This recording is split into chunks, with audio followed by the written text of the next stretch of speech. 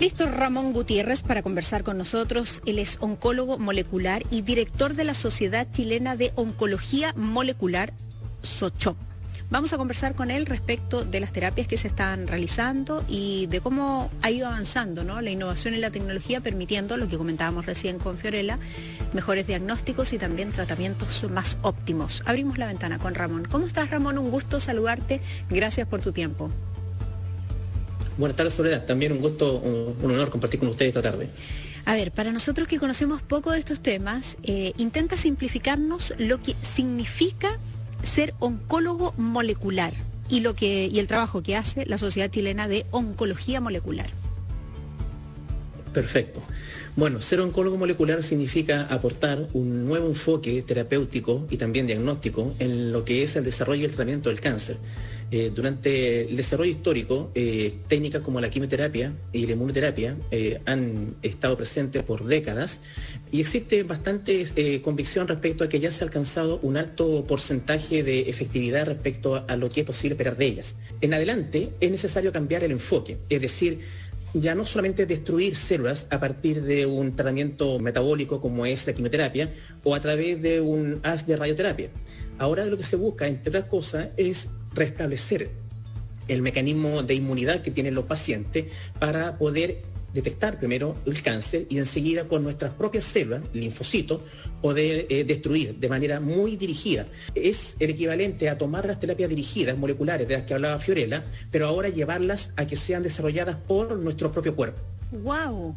¿No pudiste darme una explicación más certera al respecto? Lo acabo de comprender. Así como siempre decimos, lo que hace la radioterapia, la quimioterapia es, comillas, lo voy a comillar, matar las células y allí también sus defectos, ¿no?, que mata lo bueno y lo malo. Lo que se hace con una terapia biológica personalizada, entonces, para los pacientes con cáncer, es como que te reinyectan. ¿Por qué? Y aquí viene mi pregunta también inexperta. ¿Por qué esas que supuestamente están infectadas, ¿no?, podrían ayudar en un tratamiento para combatir el cáncer? Muy buena pregunta hoy día. La verdad es que no es que estén infectadas, simplemente no han sido entrenadas.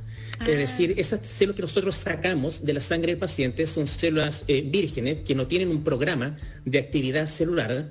Nosotros las sacamos, las hacemos crecer y les mostramos cuáles son las moléculas que ellas no han visto en el cuerpo del paciente, porque esa es el gran trabajo del cáncer. El cáncer lo que hace es debilitar nuestros linfocitos, nuestros glóbulos blancos, es ponerle una venda, volverlos ciegos, de tal manera de que él puede crecer al lado de ellos y ellos no lo van a atacar. Estas nuevas células que nosotros hemos trabajado en laboratorio por periodo corto de tiempo, 7 días, 10 días, hay distintos protocolos. Una vez que son reintegradas en el paciente a la forma de una vacuna, se dice vacuna, pero en realidad es algo mucho más simple, es una aplicación en la piel del paciente, es como un test cutáneo para la alergia. Es absorbida esa molécula y células por el paciente y ahí los ganglios, que también estaban sin programa en el cuerpo del paciente, comienzan a producir y multiplicar una serie de otros glóbulos blancos que ahora tienen esa capacidad para detectar, leer y destruir en forma dirigida las células tumorales y no otro tipo de células. Reprogramar a otra. Ahora, tengo una duda. ¿Cómo logran ustedes programarlas en el laboratorio? Porque una vez que las extraen, dicen, ya las vamos a entrenar y después las vamos a reinsertar. ¿Cómo es ese proceso? Porque el extraer las células es solamente la mitad del cuento. La otra mitad de la historia es conocer el tumor, como ya hablaba Fiorella. Okay. Cuando tenemos un paciente que se ha hecho un panel tumoral, que es lo que entre paréntesis permite hoy día, a propósito del cáncer de mama, que algunos pacientes incluso en otros países lleguen a mastectomías profilácticas. Se hacen estudios moleculares, se diagnostica cuál es su riesgo de tener cáncer y se decide en conjunto con el equipo médico la paciente hacer una extirpación preventiva de sus mamas por el altísimo riesgo que tiene de desarrollar cáncer. Hay una actriz de cine hace 15 años atrás que tuvo ese tratamiento profiláctico. Angelina Jolie. Acá lo que se hace es cuando el paciente... Así es. Y eso fue hace tiempo, eso fue por allá por el año 2013, si mal no recuerdo. ¿Te fijas? Y acá todavía estamos en circunstancias en que todavía eso no se maneja, no se plantea como alternativa. Gracias a la empresa que comentaba Fiorella, se pueden hacer estudios al respecto, en fin. Pero en un terreno más trivial, en el día a día, todo paciente que ha sido diagnosticado con cáncer tiene una biopsia. Nosotros, yo soy patólogo también, tomamos en nuestro laboratorio de patología esa biopsia y a partir de ella obtenemos moléculas y células de ese tumor que está incluido en la biopsia, que dura 40, 50 años ese tumor incluido en el material plástico en el que está hecha la biopsia. de tal manera que el paciente viene al tratamiento, nosotros extendemos una carta, pedimos su informe de biopsia y sus tacos o láminas de la biopsia, y a partir de ese material extraemos esas moléculas tumorales que son del paciente, no cabe duda, y esas se las mostramos a las células que tenemos en el laboratorio. Convengamos de que además hay mucha diferencia cuando uno tiene el tumor primario, el tumor de mama, por ejemplo, que tenía la paciente, o tenemos además una biopsia de un tumor de pulmón o de hígado que es metastásico, que es extensión, porque esa enfermedad, la metástasis, es una enfermedad que es distinta al cáncer primario. Por lo tanto, conviene también incluirla en esta fabricación de tratamiento. Perfecto. El tratamiento que estamos hablando en particular, el tratamiento molecular de inmunoterapia adoptiva, que fue premio Nobel el año 2011, este tratamiento sirve prácticamente para todo tumor, sea tumor sólido o sea tumor líquido, leucemia, linfoma, carcinoma, sarcoma, melanoma, etc. El de mama es un carcinoma. ¿En qué etapa sirve?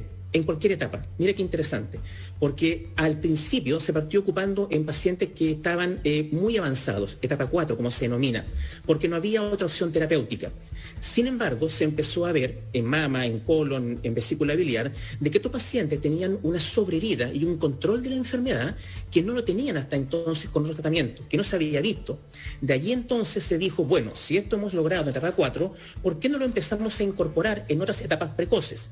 Y la verdad es que tiene muy buena indicación. De hecho, una paciente con un cáncer de mama, por ejemplo, puede tener un espectacular pronóstico de sobrevida, sobre el 90% si es que está en etapa 1 y sobre el 80% de sobrevida si es que está en etapa 2, pero siempre hay que tener cuidado con ese 10 o 20% que se produce. ¿Por qué? Que se produce por la enfermedad mínima residual. Son pequeñas células que se van adaptando, se van poniendo resistentes a cualquier tratamiento que uno le pueda poner al paciente, cirugía, quimio, radio, y logran recaer, logran reaparecer y que el paciente logre tener un cáncer nuevamente 5, 6, 10 años después eventualmente.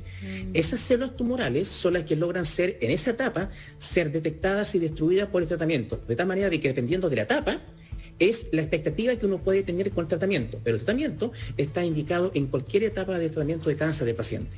Qué interesante, porque además nosotros hemos estado insistiendo, ¿no?, a propósito de este 19 de octubre, que la prevención es súper importante, el diagnóstico temprano, porque efectivamente hay posibilidad de sobrevida, ¿verdad? Hablabas tú recién.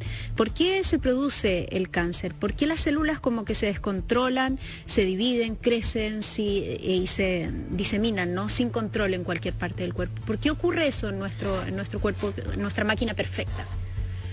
Porque desde que nacemos, nuestra función celular es copiar el material genético de la célula y tenerlo disponible para crear otras células. Es como dedicarse a sacar fotocopia. La función de la célula es copiarse y crecer, y así crece nuestro cuerpo. El problema está en que en algunas circunstancias esa máquina de fotocopia se queda pegada y sigue sacando copia y copia y copia, y esa copia se hace descontrolada y esas 2 o 3 células se vuelven 300 o 3000, y eso genera el tumor, que por efecto de espacio y de crecimiento empieza a destruir órganos y a extender esta distancia. ¿Por qué ocurre eso? Radiación ionizante, déficit vitamínico, eventualmente radiación ultravioleta, onda electromagnética, infecciones virales, como ocurre con el virus papiloma humano en el caso del cáncer de cuello uterino, es multifactorial. Y además hay un 10-15% de cáncer de mama, sobre todo, que son hereditarios. Es decir, que son pacientes que deberían empezar un control mucho antes porque tienen pacientes familiares de primera línea que ya han tenido cáncer de mama. De tal manera que frente a esa multifactoriedad de cáncer es que es necesario tener en cuenta que prácticamente es inherente a nuestra vida. Un ser vivo, de hecho a la mujer, hoy día hay estudios que muestran que tiene 1 de cada 8 mujeres desarrollará un cáncer en su vida de mama.